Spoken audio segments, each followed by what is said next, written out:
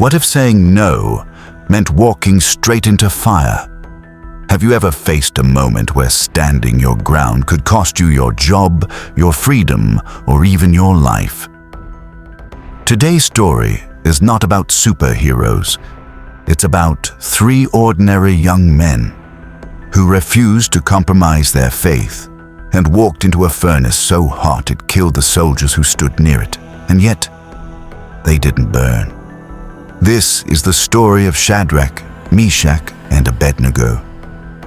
3 men who walked through fire and met God there. Our story takes place in ancient Babylon. Babylon was not just a city. It was the most powerful empire in the world at the time. It had massive walls, golden buildings, advanced knowledge, and an army that no one dared to challenge. Ruling over this empire was a man named King Nebuchadnezzar. Nebuchadnezzar was bold, he was intelligent, he was powerful, but he was also proud. Very proud. He believed his power came from himself, not from God. And one day, that pride pushed him to make a decision that would test the faith of an entire nation. One day, King Nebuchadnezzar ordered something shocking. He commanded that a giant statue of gold be built. This statue was enormous, about 90 feet tall and 9 feet wide. It stood on the plain of Dura, shining in the sun, visible from far away.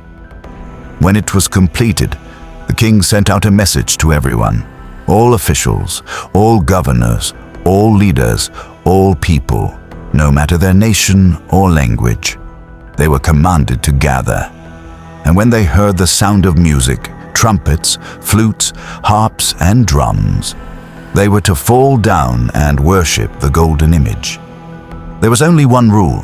Anyone who refused would be thrown into a blazing furnace of fire. No trial, no discussion, no second chance. Just fire.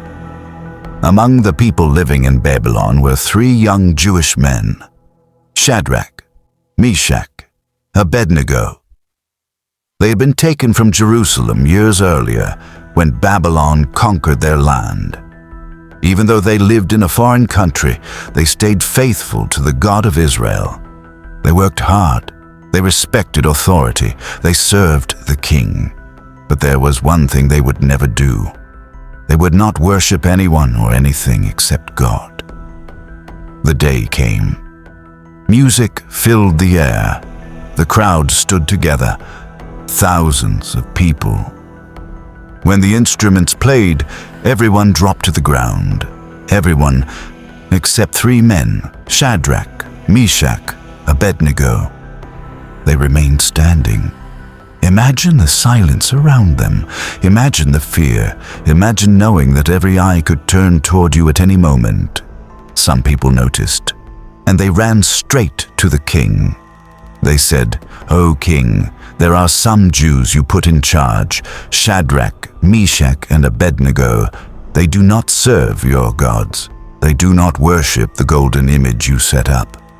The king was furious. Nebuchadnezzar summoned them immediately. He looked at them and said, "Is it true? I will give you one more chance. When the music plays again, bow down and worship the image. But if you do not, you will be thrown into the furnace." Then the king asked a dangerous question. "And who is the God who will save you from my hands?" Shadrach, Meshach, and Abednego answered calmly. No shouting, no begging, no fear. They said, "O king, we do not need to defend ourselves. The God we serve is able to save us from the blazing furnace, and he will save us from your hand. But even if he does not, we want you to know that we will not serve your gods, and we will not worship the golden image you set up." They trusted God, not because he had to save them, but because he was still God even if he didn't. The king exploded with rage, his face twisted with anger. He ordered the furnace to be heated 7 times hotter than usual. The strongest soldiers were commanded to tie the 3 men, still wearing their clothes, robes, belts, and turbans. They were bound tightly.